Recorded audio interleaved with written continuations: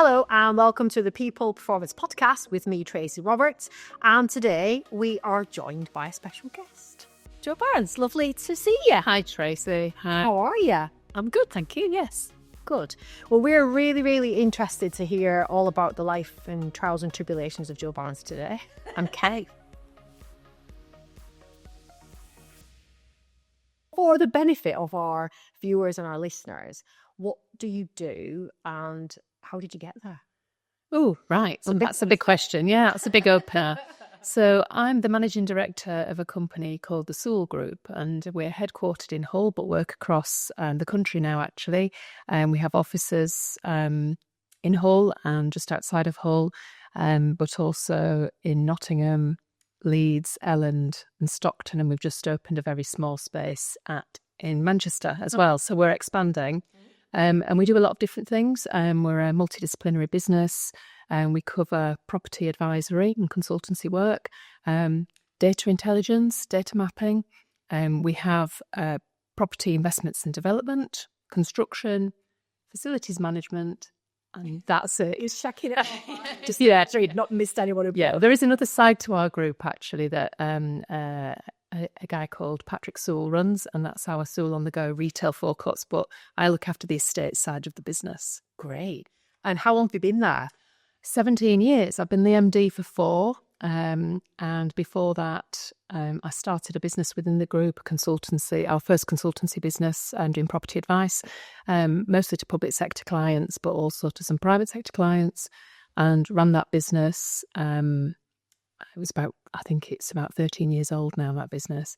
And before that, I came into the group originally to run a development programme in a joint venture with the NHS, building out the NHS community estate. So a lot of the doctor surgeries and community assets that the NHS has in Hull. So yeah, that's what I did when I first joined the group. And before that, I worked in the public sector for 14 years. Wow, okay.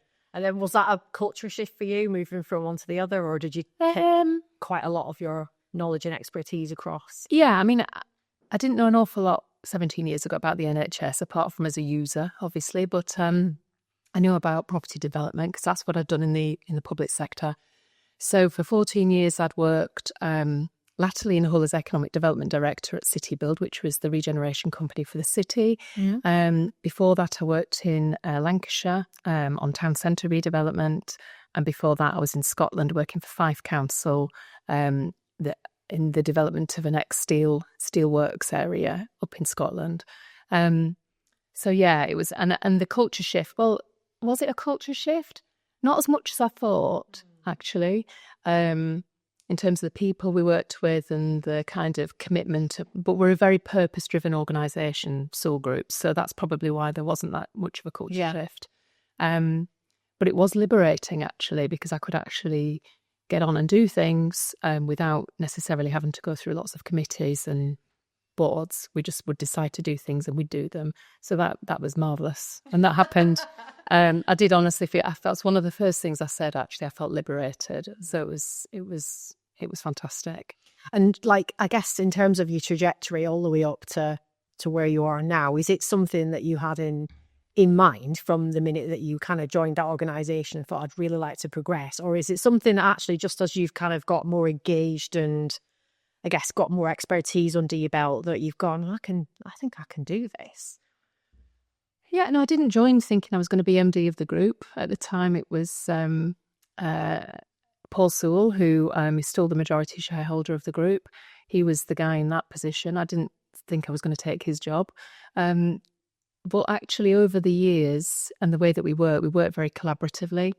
So although I ran one of our new business streams, basically, and grew that now to be a major business stream for us. We've bought a couple of other businesses in the last couple of years around consultancy, and we've merged them. So yeah, although I was kind of busy doing that, I was also through the collaborative board style that we had, kind of working on other things. I was getting involved in other things, in investments and in construction and FM as well. So it was quite natural by the time we decided that I would make the move. It was quite a natural move, really.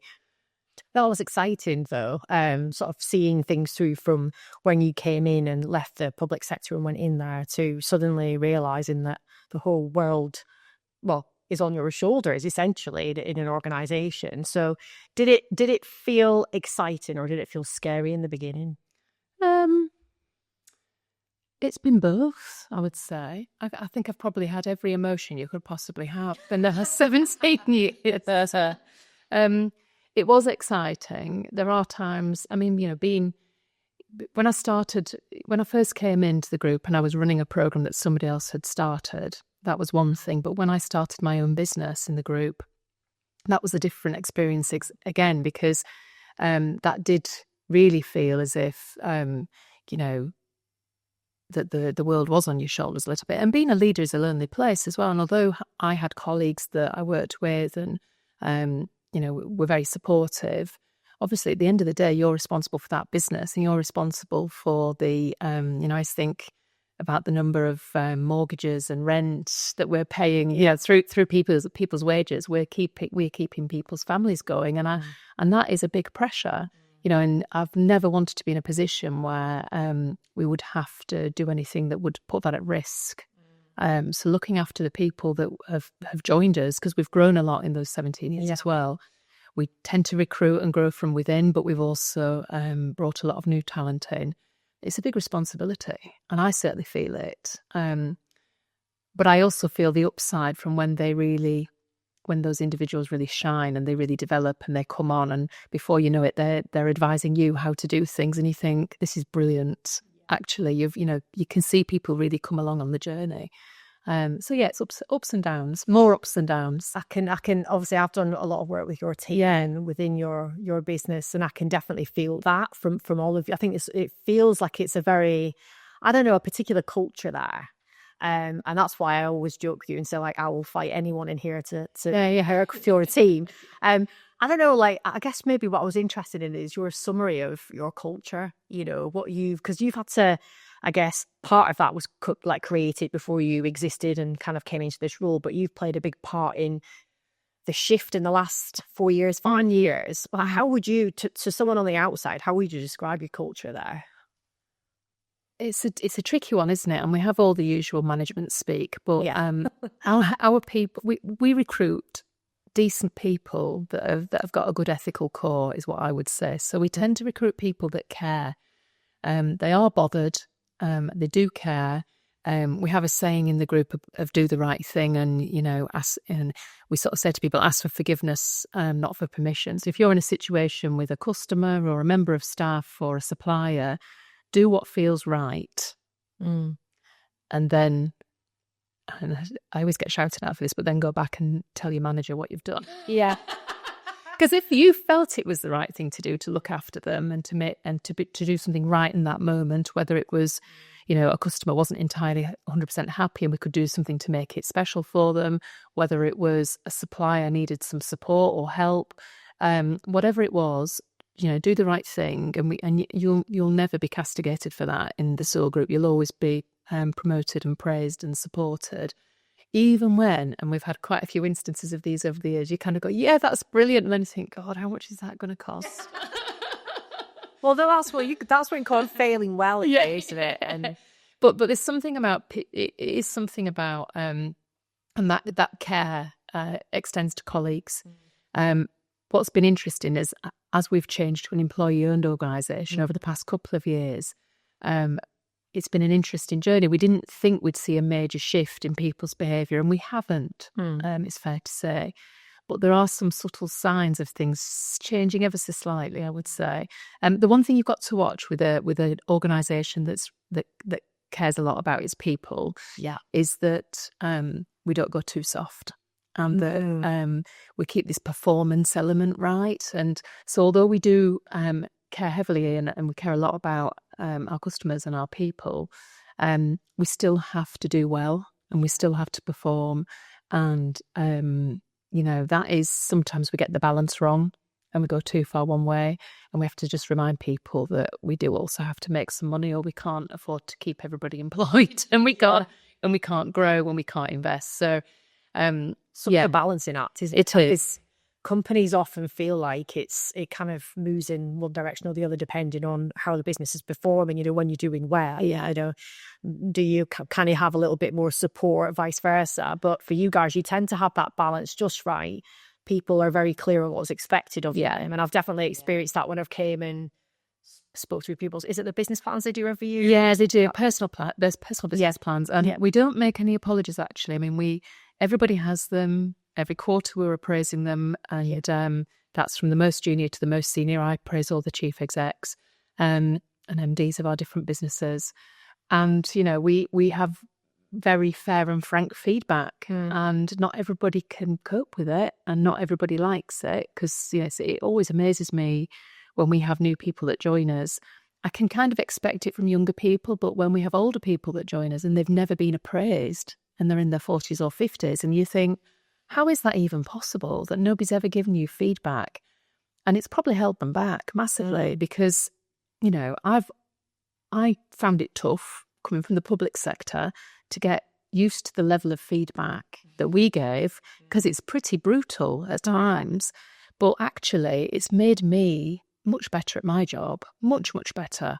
I couldn't have gone on to do what I'm doing now without all of that feedback. And it was coming from a good place. It felt brutal at the time, because nobody likes to be criticised, do they? Yeah. But it's very valuable stuff. And I know that it's quite unusual to get that level of honest feedback. People tend to go through the motions a little bit because nobody likes to be nasty. No, and I guess that's probably where you guys get it just right, because people have got high psychological safety. Yeah. They know that people care. You're assuming best intent. Yeah. And I guess in the organisations we work in where there's maybe not so much of that, then the feedback does come across as a lot more personal. And it should be personalised, but not personal. And I think I love the fact that your business plans link to the larger business goals. Yeah. So people can actually see a part they play. I think that's really clever. And I think most organisations, if they could make that connection with their employees, would probably get a better response. But I definitely think being able to give honest feedback is as part of being in a good team as well, isn't it? It is. And it doesn't, we have a churn of staff as well, so we're not sat here on 100% retention, because that would mean we were keeping hold of people that perhaps weren't at their best, or we weren't a good fit for either.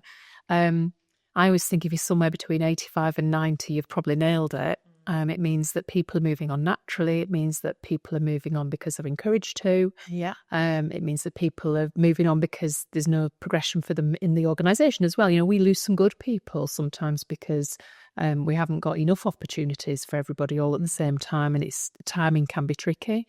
But that's normal, that's natural. I moved around a bit before I was in my mid-30s, and I've had several jobs in the Sewell group, so it's not unusual for people to move around. But yeah, I think being performance-driven, and we are performance-driven, we don't make any apologies for that, but if people do work hard, we do look after them well. And those personal business plans, as you say, each of our company business plans for the different businesses are described.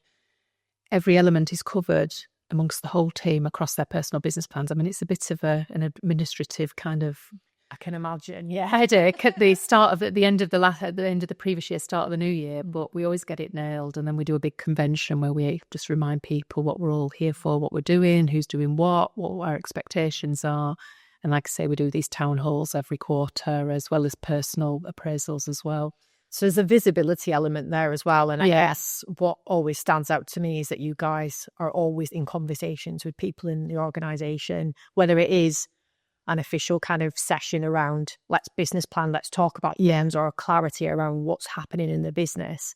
And I think that's super important. And it sort of links back into that appraisal bit that you mentioned there, where I'm not surprised actually by the amount of people who haven't been performance managed or appraised in their life, because I guess for a lot of people it's about, I was talking to one company last week that don't actually know if they're going to get their bonus or pass their appraisal until the day before Christmas or something really ridiculous like that. Gosh. And they get told whether or not they're getting their bonus the next day at the same appraisal meeting. And I think that's crazy, because how are we going to be able to go back through and coach or rectify anything that's been going on that year? And what do we think happens in the few weeks between?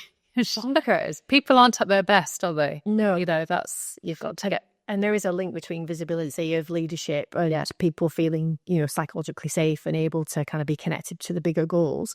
So I think that's key. It seems to work for you guys. Yeah, I mean, you've seen it. We have this director's charter that any of our top leaders sign up to, and we review it every year, and we re-sign up to it every year to remind ourselves.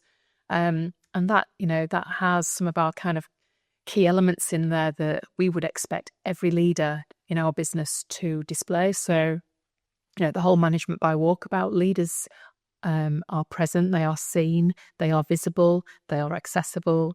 You get yourself around your business. For some of our businesses where we have multiple sites, we have site offices on construction sites, we have different, we have cleaning teams dotted about, we have caretakers and facilities managers dotted about. You have to, as the leader of those businesses, you have to get out of the office, out of your cozy office and out and about, learn from them about what's working, what's not working, and regularly, and listen. Yeah. Don't just spout at them. Communication, communicate. You can't over communicate. I always think it's amazing how many times you say something before somebody says, oh, yeah, that's really interesting. And I think I've been saying it for a year, but that's fine. I've heard it in their life. You were ready to hear it today. That's good. That's all good. So yeah, and all of those sorts of things, and about, leaders having, you've got to put the business first.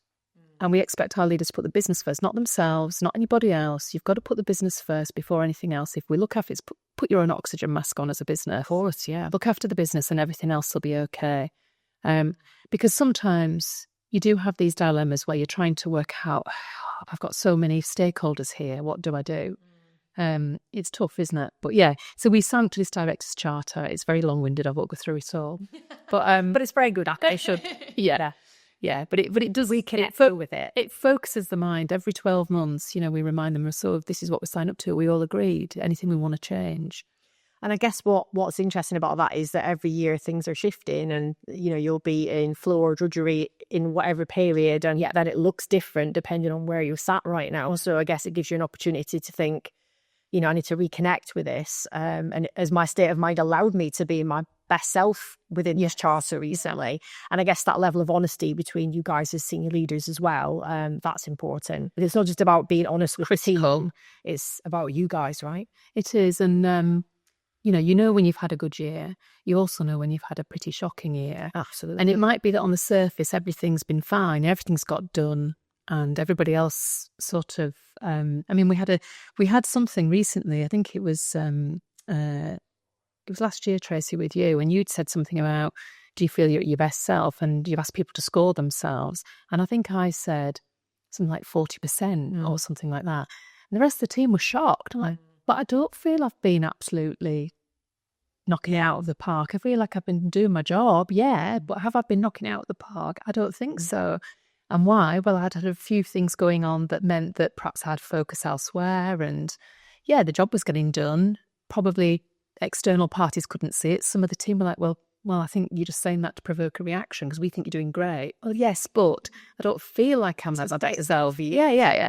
I feel like there's been times when I've been in that state of flow, and I don't feel like I was necessarily at the point you asked in that state of flow. Things were getting done, but it didn't feel as seamless as it sometimes does, And that's just a personal energy level thing. And, it's up and down, isn't it? And you know what you're capable of as well. And I think you're always going to underestimate how you show up to others and what you can give. And I think it's actually quite nice that your team can lean in there and say, actually, I'm giving you a little bit of a pick me up. Yeah. But I also think it's nice that you can be vulnerable in that moment and say, no, look, I can perform, but I'm not excelling in what I expected. But, and I guess that maybe... I think I can do more, is what I was probably saying, wasn't it? Yeah. But, so I think, and if you asked me now, it would be a different number again.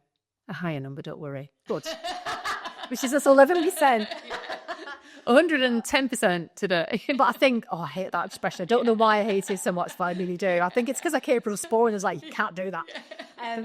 But I think that's a really good thing to land on, because obviously we're talking about like your group and your people, but that sort of senior leadership level, you've got to work so closely together a lot of the time. You've known each other a long time, a lot of you as well, haven't you? Yeah. And have you found We've that? got some new people that join us, and which I think is really important. But yeah, some of us have worked together. And how do you kind of navigate that? Because I'm just thinking of organisations I've been in where there's, I've maybe had a lot of people that are kind of leading functions for me, and it can be quite difficult to kind of give your time enough to everybody, if you like, and also be as honest as you can and be as observant as you need to be. How do you manage that side of things? Because that's probably trickier than just seeing what's going on around you in general, Oh, that's a good question. I think I do. I put my focus where I feel it's needed. So that might be because somebody's got a lot on their plate to deliver and they might need an extra pair of hands or a bit of support. It might be because somebody's having a tough time at home. Maybe just needs a bit of a bit of an arm around them on occasion. It might be that we're not doing as well as we should be doing, and I have to step in and intervene a little bit. And every year I've been MD, it's been a slightly different focus, but I have really watched as well as listened is probably. Yeah. I think I'm quite good at reading people, and particularly reading our people. We've got some great people, and they're very open as well. So we don't have many closed shops in our team. They are very open. But I do watch. I don't just listen. I'm mostly watching their body language, their behaviours, watching what they actually do rather than what they say, because that tells you a lot more, I think. So yeah, That's a great way to look at things. And I think at first I thought she's a bit creepy. Yeah. But then I thought, no, absolutely, that makes perfect sense, because I guess it is down to... Because we all do this, don't we? Oh, no, I'm fine. Honestly, I'm fine. Yes. I think, no, you're not fine. No, I can sense it in you. But I guess... Does it take it easiest to work out that you're not fine? No, but then I guess for people like you and I, that's second nature, because that's we're quite instinctual people and we're quite pick up on expressions, but we don't always see that as a superpower. And it is a superpower, actually, if that's the way you're wired, that you can sense those things, because I think a lot of leaders I speak to actually struggle with that side stuff. Although we do ask people when we do our quarterly catch-ups, before I do anything, I say, please tell me, write me an email telling me how you think things have gone, what's gone well, what's gone less well, how you're feeling. And there's an element of self-reflection that we probably force with regularity. That's good. that comes out. And even the most, so you've got some people that will tell you everything and anything. Yeah. You've got other people that perhaps won't, but they only have to put one or two words in there to give you a hook to ask them the right questions. And then you can work out what support they need. Do you know what I mean? Absolutely. And I think it's that self-awareness thing. Yeah, I like that, because I've always said this, I in organisations I've been in previously, where I go in and someone's got some tick sheet down about my KPIs or whatever it might be, and there's no questions in there.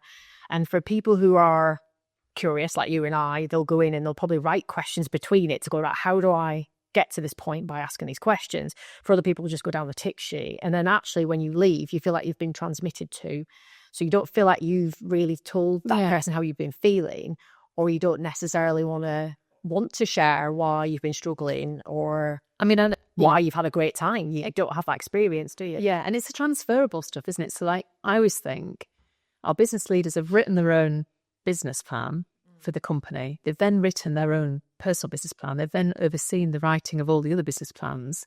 They know what their KPIs are, and they know whether they're on target or not, right? Yeah. We also have all kinds of other management tools that show us whether they're on target or not. So I don't even talk about that stuff, really, unless somebody's so dramatically behind on something that it's a concern. Yeah. Or even so dramatically ahead that you wonder whether it was a soft target to start with. In which case we text it very quickly. So we then reforecast.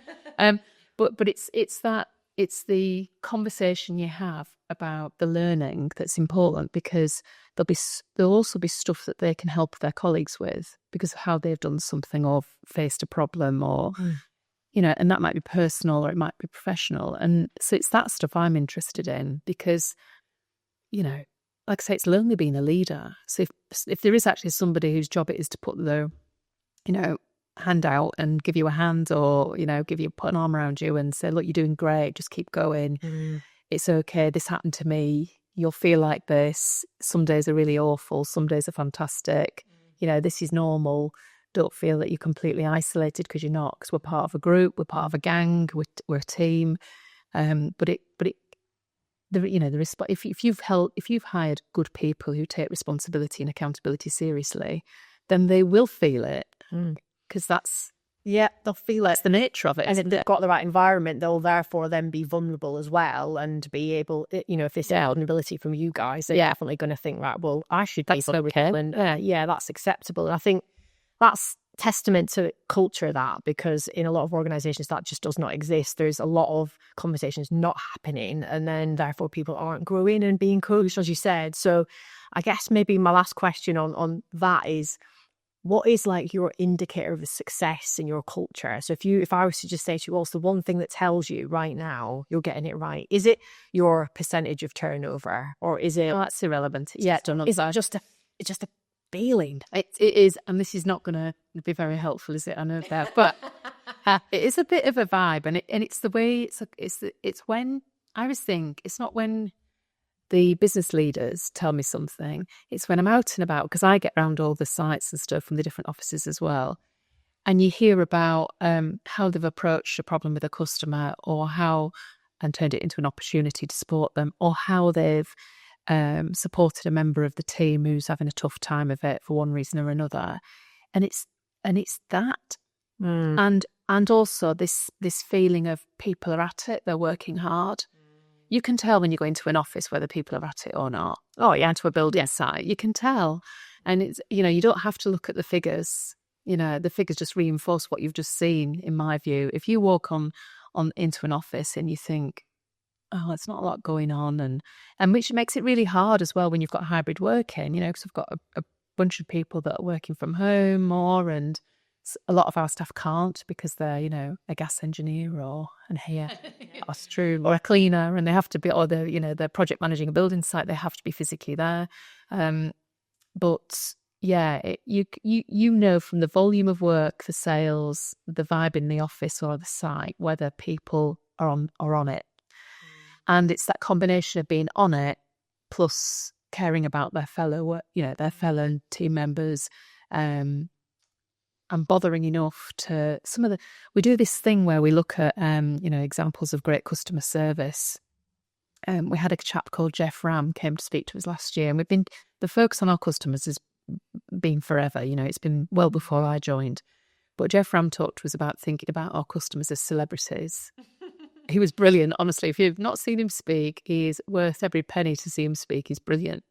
And it really made our team think differently about, well, what would I do if Brad Pitt suddenly asked for something? Would it be something different to what I do if Joe Bloggs from down the street asked me? Probably. Well, that tells you something. So they're going through a big campaign now to really upgrade the customer experience, within reason, obviously.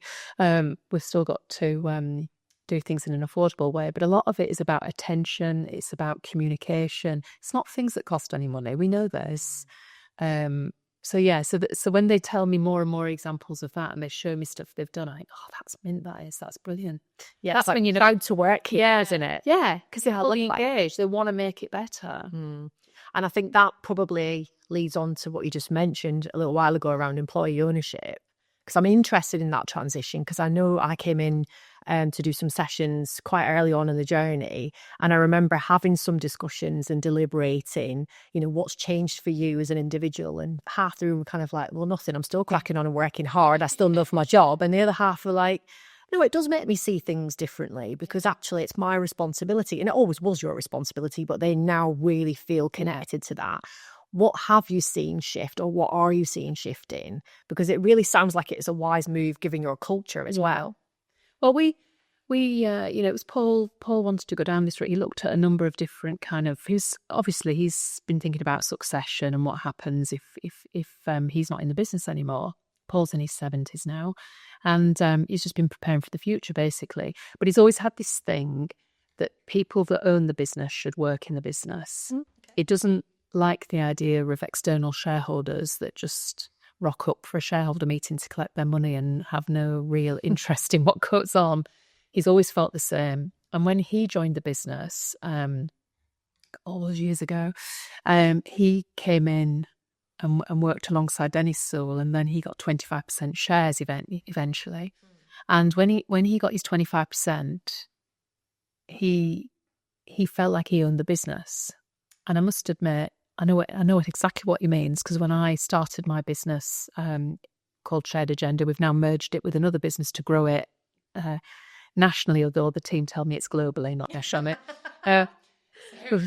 So we've I had a small shareholding in that business, and I know exactly what he means. Although it's this accountability, this responsibility thing, but it's also this ownership that perhaps breeds that. Now, when so 2 years ago, he moved 25% of his shares into a trust for the staff. Again, that was what he started with in the business, and his intention is that will grow over time. And it's been, some businesses, when they go to employee ownership, they go through what they call a whoosh effect, where people suddenly get it and start working twice as hard, and all the rest of it. We didn't have that. I don't think we had that. I think we had a bit of, what's all this? Well, it feels a bit strange. What's this all about? And all we were asking them to do really was to recognise that they had what we call the 4 R's.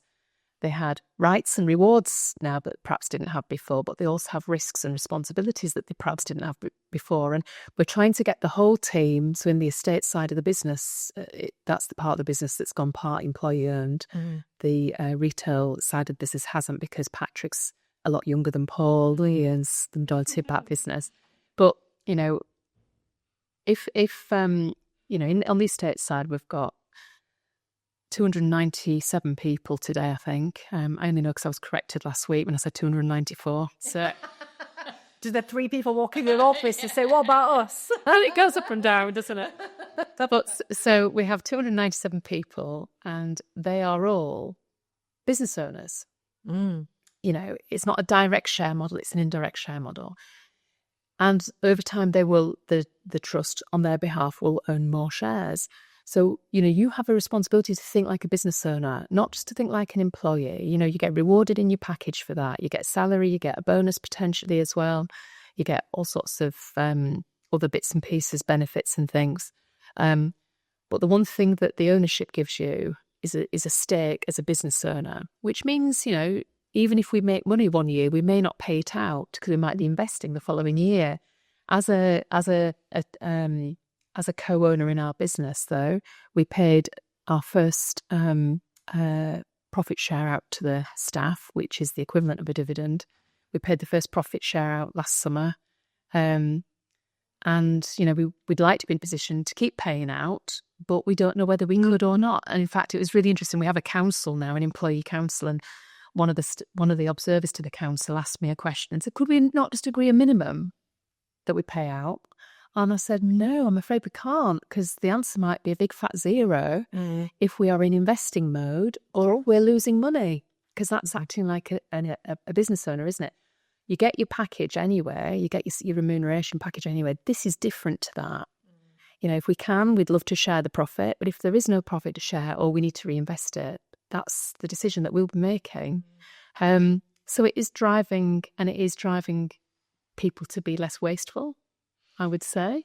Well, that's no bad thing. People are spending less on things. People are being a bit more thoughtful about keeping the co-owner pound in the co-owner bank. Which I heard it a couple of times. Last time I came, someone said that. They said, don't be printing any more of those. We don't colour. And I know it's silly, but it matters, doesn't it? These symbols, it might be each individual saves a few quid a week, but it all adds up. And actually, it's a mindset thing. Would you spend it if it was your money? Or actually, is it a bit wasteful? Would you spend your time the way you're spending it if you were a sole trader? Or would you recognise that you can't afford to spend all the time stood at the water cooler having that nice conversation about EastEnders when actually should be getting on with some work because we've got targets to hit? So it is interesting. It is changing, but I think people are waking up to the fact that, we do actually, they've actually paid us a profit share. Oh, right, okay, we're interested now. I was wondering whether that was maybe a bit of a tipping point for people where it became, I think almost real. Yeah, Yeah. made it real and not just talk. But the way that you explained it there, I love that, because I think for people who are not very experienced in business, it's almost giving them an MBA in real time. So Simon, our FD, he's been giving masterclasses in how to read a balance sheet, profit and loss. Love that. Honestly, he's been teaching anybody that wants to listen, so that when it comes to the analysis that we do at the year end about whether we've got any money to pay out, they understand it. Yeah. And it is interesting how many people who I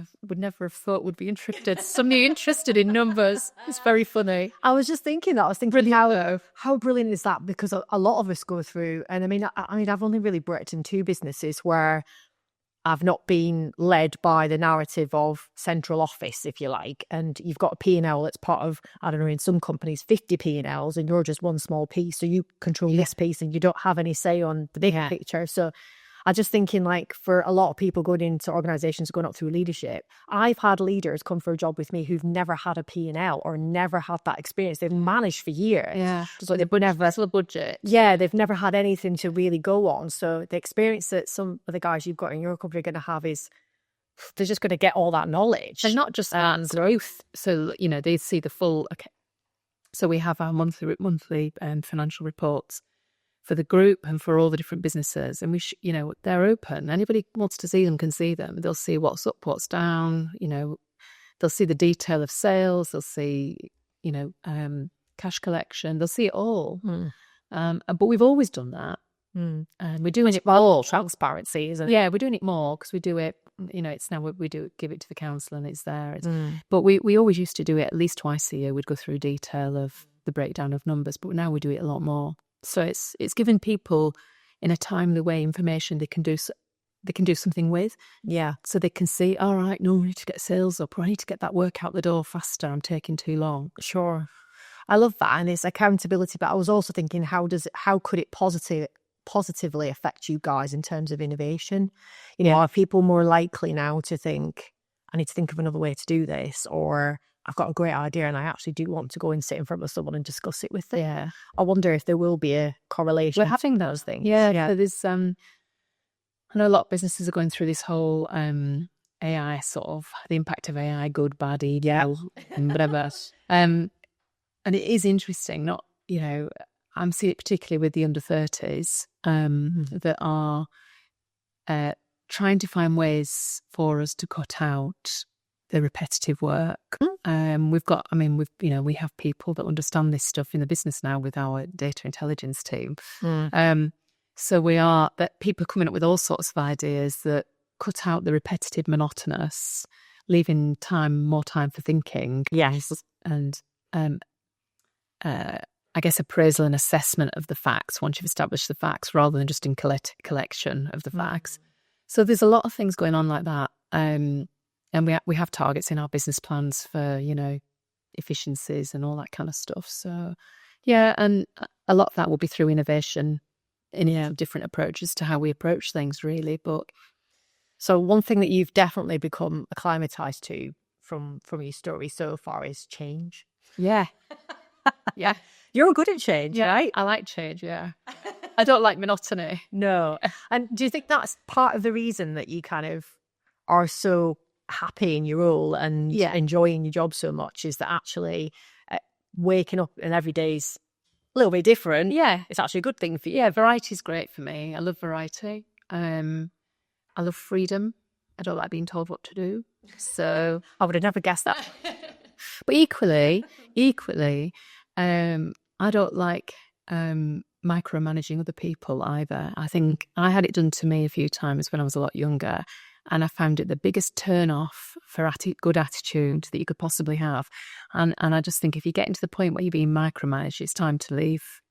So I don't do it with other people. When I've had to do it, it's usually not for very positive reasons, and there's usually a reason why they're not, necessarily with us now. But yeah, I don't like doing it.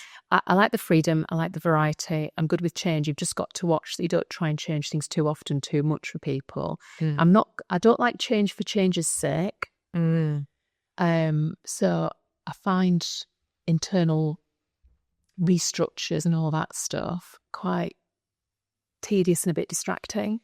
Yeah. Because I just think there's a level that now you're just stopping people doing their job. You know, you're just distracting people and giving them something else to worry about, when actually does it matter that much that we're not exactly tidy? Yeah. Probably doesn't. It can change over time. It doesn't all need to be done by next week. But in terms of new opportunities, we are quite an entrepreneurial company, so keeping our eyes peeled for new things that might add value to our proposition for customers, or might make it more interesting to attract great talent or whatever. I'm all for that. I think that's really important to link those things, actually, isn't it? Because you're going to have to encourage the people in your organisation to be confident enough to step forward with an entrepreneurial mindset. Yeah. And not every company kind of embraces that. Let's be honest. It's a bit, yeah, we might get to that. Or that sounds a bit too disruptive. So it's getting that balance between approach us with your ideas or try and innovate, but don't, reinvent the wheel when it doesn't need to be reinvented.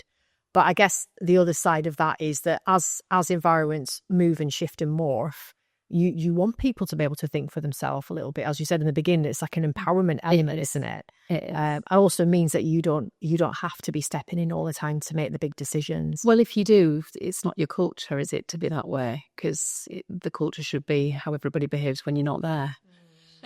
That is true. So you want them to be able to be, work off their own initiative and self-starters. That's what every business wants, surely. Well, that's what they say. I find that people say, it's kind of that advert. I don't know if you've ever seen some of these memes on LinkedIn about what people say and then what they actually says self-starter, but it says you won't get an induction. It's kind of thing. But I think it's actually been truly. I think the difficulty is, because I found this. It's really interesting because a lot of people come straight to me. They bypass their business leader and come straight to me with their ideas. I've got another good idea. It's a good sign that you're approachable. Yeah. But not what you really want when you're trying to manage your time. Yeah. Yeah, but I don't mind it. I think it's great that people are trying to do something positive for the company. And now, not every idea I get is a good idea. So then, talking to people about why it's a great idea, if maybe needs a bit more work, or maybe have you thought about this, and actually it might be theoretically a great idea but completely undeliverable. So again, having those conversations with people that doesn't undermine them and stop them from making another suggestion to you another time or improving their idea, because you don't want to do that, because actually words are very powerful, aren't they?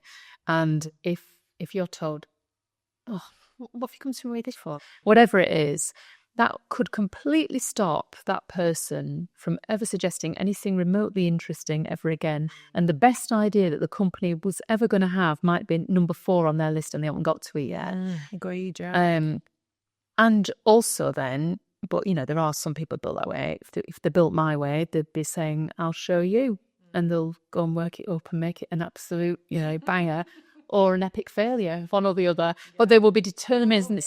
They will own it. They'll be determined to show you that it worked, or a hybrid of it worked. And we have those people in the business as well, so they'll come back with 3 or 4 versions later and it'll be good. But, but it's about keeping their motivation. Yeah. You want them to be. But without wasting time. Yeah. Because you don't want them wasting time. That's most right, isn't it? Because you want the innovation, you want the ideas, but we've got to do BAU as well. Yeah, it's always like a tricky thing to kind of to get right, really. And I just wanted to allude to something you said there, because you said, with my state of mind, I would just say, I'll show you. And I think something I'd really like to land on is your journey through leadership.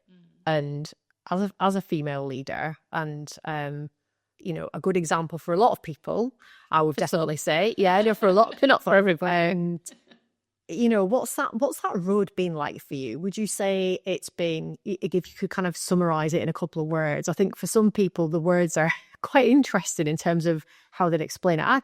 I'd say mine was a wiggly line. That's how I'd describe it. But I don't know, other people have got different perceptions of how their journey's felt.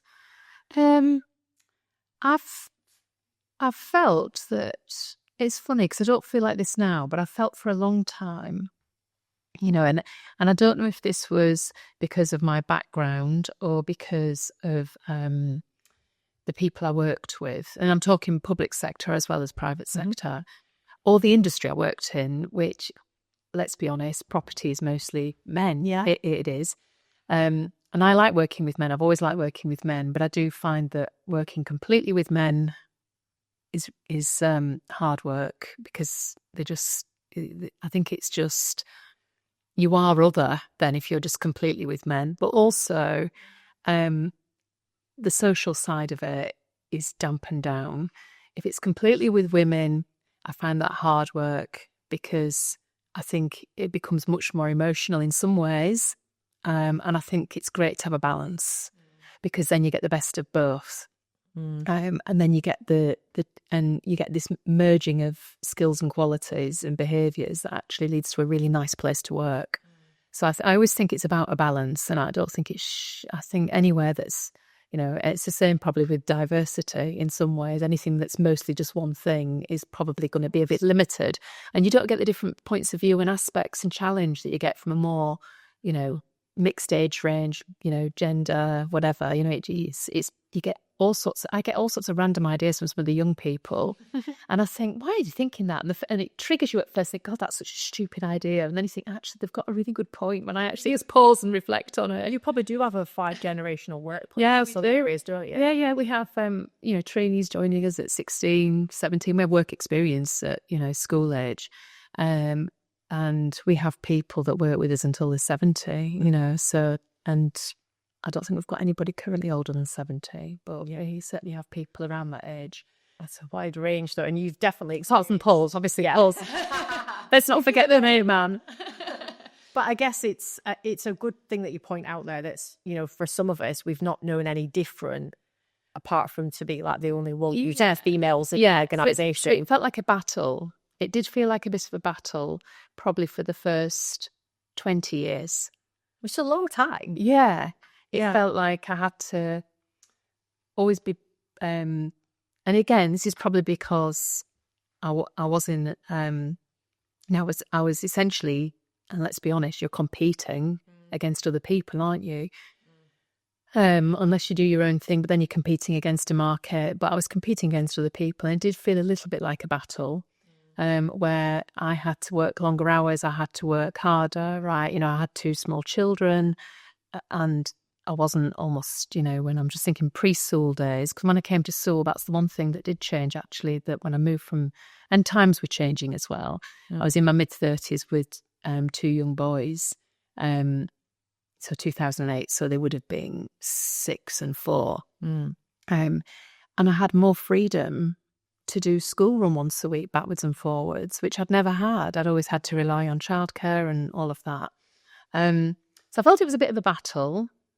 But some of that was self-induced, because, I came, where I came from was, think sort of Coronation Street.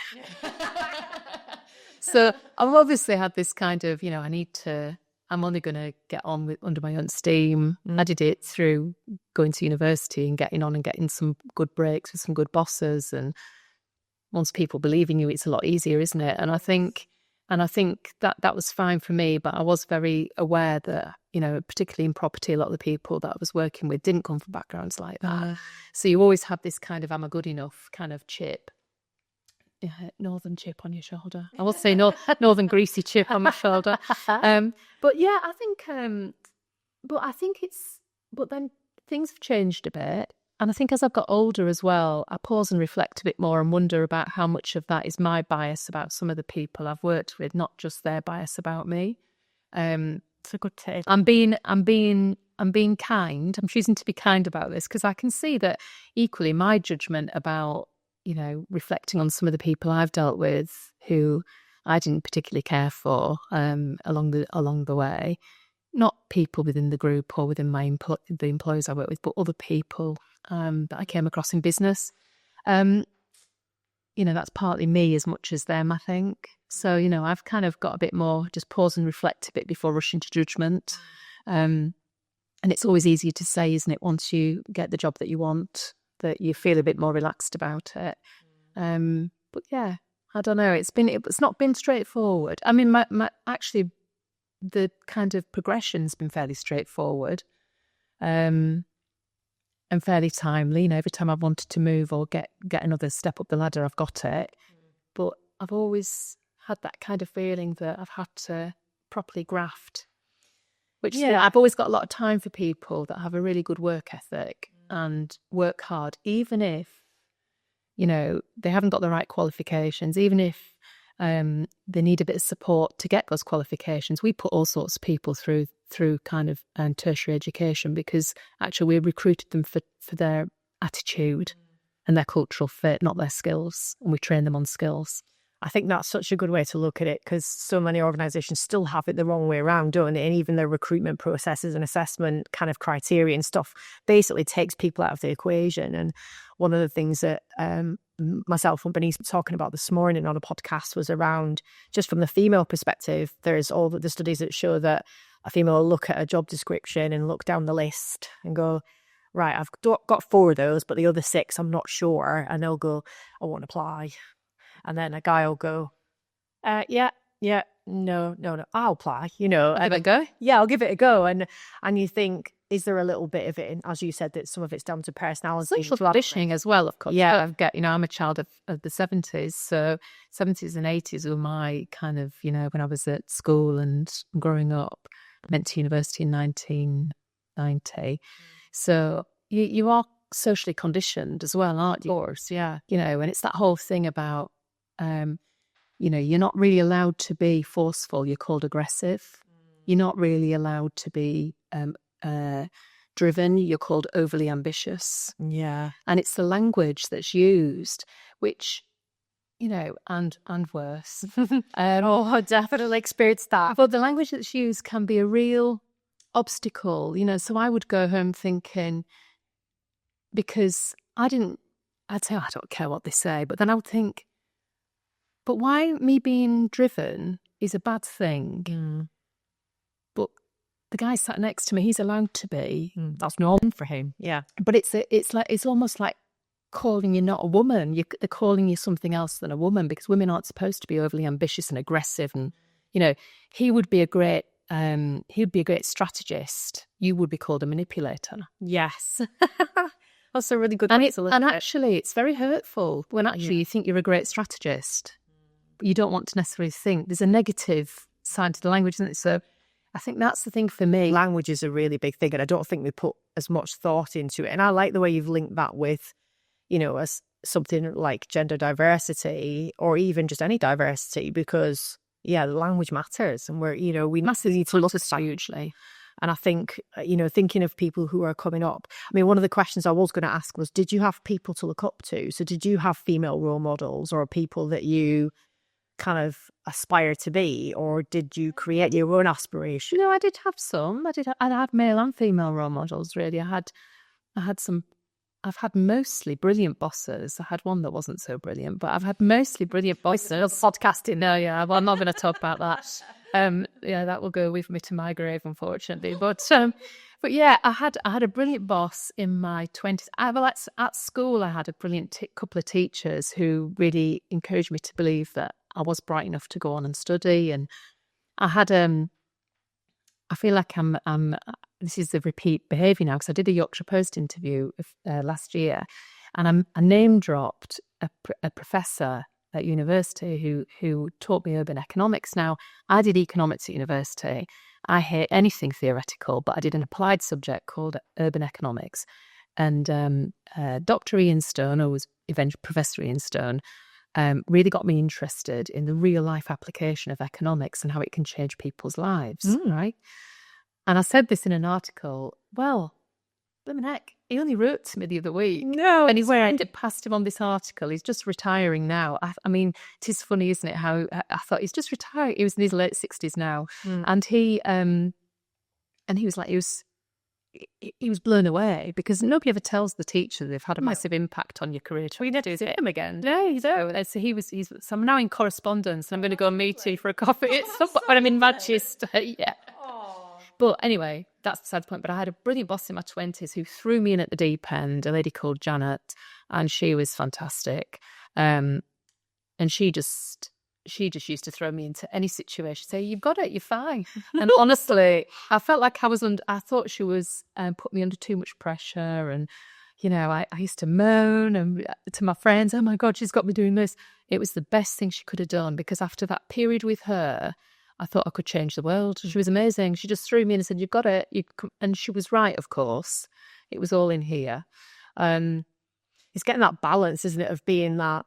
I mean, you could probably think of situations now with some of your senior leaders and people in your business that you push them a bit more. Yeah. And it's getting that balance of going high challenge, high support. Yeah. But ultimately knowing deep down, because you've got a gut instinct, this person can handle it. Yeah. It's not going to fall. Yeah, exactly. And I always knew she had my back, and she would coach me, but I was just terrified. Anyway, I did.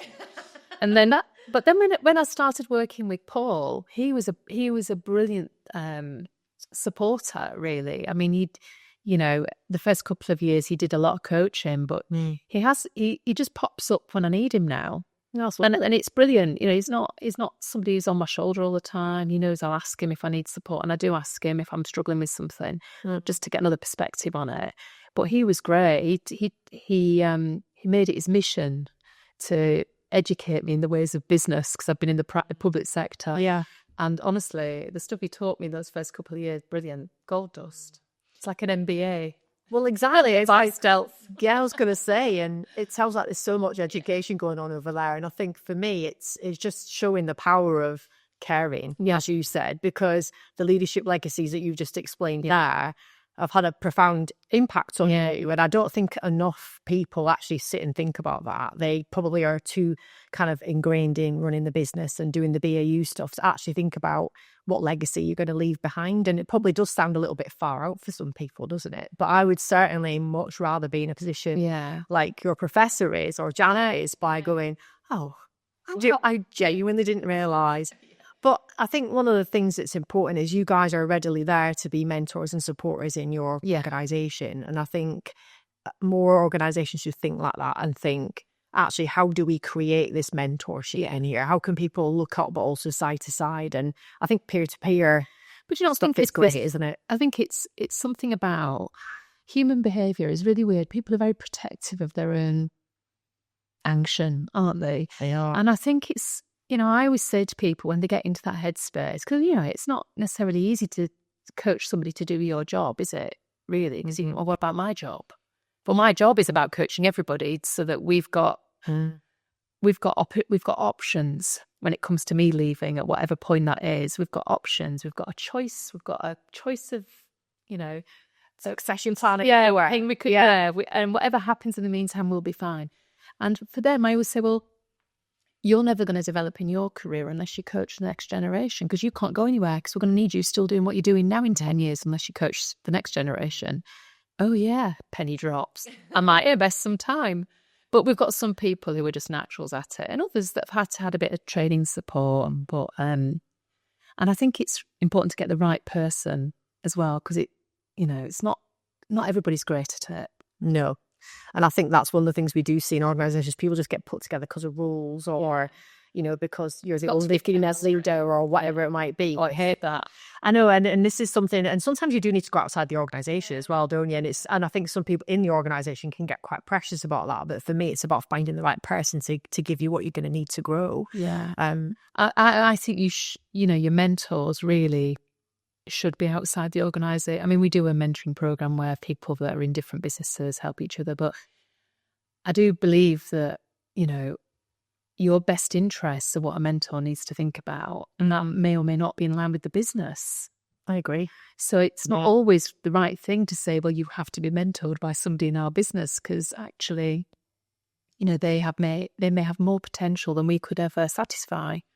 And in which case they need to go and find that stellar mentor who's going to let them fly, don't they? Not just necessarily waiting for somebody to leave a job. Now, I'd love to think that they could develop up their own business or their own action within our group, because that's what I was allowed to do, and we've allowed others to do it. But, there may be opportunities for them elsewhere too. So you've got to be a bit open-minded about it, and we will lose talent along the way, but hopefully we'll gain just as much. Absolutely. Okay, so if we were going to summarise what's coming for you in the next 12 months, what's exciting you? Well, this is we've made some changes in the last 12 months with our businesses. We've merged some businesses. We've put people into positions. to that I feel are, and we've got some brilliant people who are really ready to start. They're ready for me to start to let go a little bit. Everyone's at a slightly different stage, but the first 4 years we've had an awful lot to do on looking within the business, and so for this year I'm looking more outside the business because I don't expect to be needed quite as much because of the people we've brought in, or we've supported, or they've grown with us in through the group. So that's exciting. Yeah, different lens. Clearly, it's quite hard because obviously but it is the stuff I like doing. It is going out, being more front facing, talking to customers, talking to the big wide world out there, seeing what other opportunities are out there. I like doing that stuff. I haven't been able to do an awful lot in the last few years because we've been doing lots of sorting and tidying, and we've been buying businesses and then another one, and you've got to merge them all in, and then we've got employee owned. So there's been a lot of internal housekeeping to do. But yeah, I expect to spend less time inside, touch wood, and more, unless something goes wrong, and then more outside. And we've got some brilliant leaders, so I'm sure they'll allow me to do that this year. And your people have got an outstanding leader as well. So thank you so much for sharing all your experience with us today. I'm still looking forward to coming and working with you guys more in the coming months and years. But yeah, we really appreciate you coming in. And my pleasure. Hopefully we'll get to speak to you again at some point in the future and see how that outside view appeared to you for this next 12 months. Thank you everyone for tuning into the People Performance Podcast.